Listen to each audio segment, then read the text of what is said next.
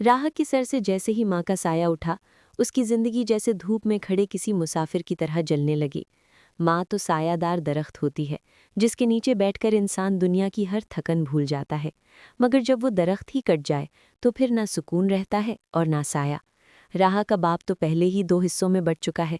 राह जिस तकलीफ से गुजर रही है, शायद उसका दर्द वही महसूस कर सकती है। कबीर अपनी बेटी को तसल्ली देने के लिए आगे बढ़ता है, तो राह उसका हाथ झटक देती है। अगर आप अच्छे होते तो आज मेरी माँ मेरे साथ होती। आपके दुखों की वजह से आज मेरी माँ जिंदगी की बाजी हार गई। आपने मेरी माँ का साथ दिया होता तो आज मेरी माँ यूं दरबदर के धक्के ना खाती। कम से कम मेरी माँ को मौत तो अपने घर में आती। ये बात मैं सारी जिंदगी नहीं भूलूंगी, और ना ही मैं आप लोगों को माफ़ करूंगी। इधर जैसे ही आदिल और आसिया को मालूम होता है कि तारा की मौत हो चुकी है, तो आसिया अंदर ही अंदर खुश हो जाती है, जबकि आदिल टूट जाता है, अपने आप को कोसता है। मैंने आप ही के साथ सही नहीं किया, मैं कितना कमअकल था। लेकिन अभी भी ये दिल बोलने के काबिल नहीं है।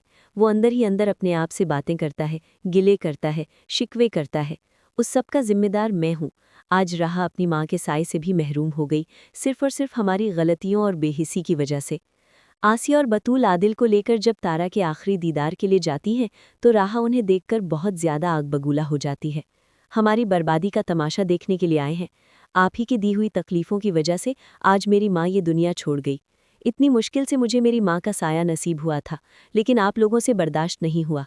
आदिल मामू, आपकी तो बहन थी ना, आपको तो मेरी माँ को समझना चाहिए था।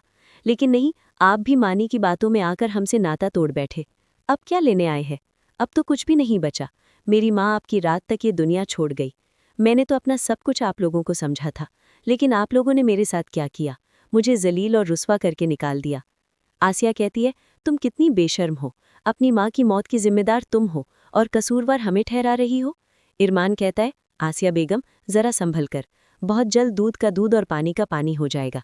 एक दफ़ा तारा आंटी की तदफीन कर लें, फिर मैं आपको बताऊंगा कि राहा और मैं बेकसूर थे। हमारे साथ खेल खेला गया था। आसिया कहती है, मैं तुम्हारे मुंह नहीं लगना चाहती।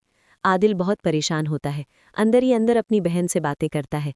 आप मुझे माफ़ कर दें, मैं आपकी और आपकी बेटी की हिफाजत नहीं कर सका। आसिया ने मुझे इतना बरगला दिया, उसने मेरी आंखों पर बेहिसी की पट्टी बांध दी।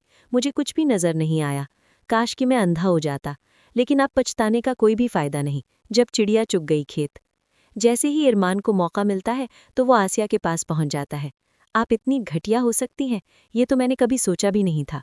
राह के साथ इतना बड़ा जुल्म करने से पहले ये सोच लेते कि आप भी एक बेटी की माँ है।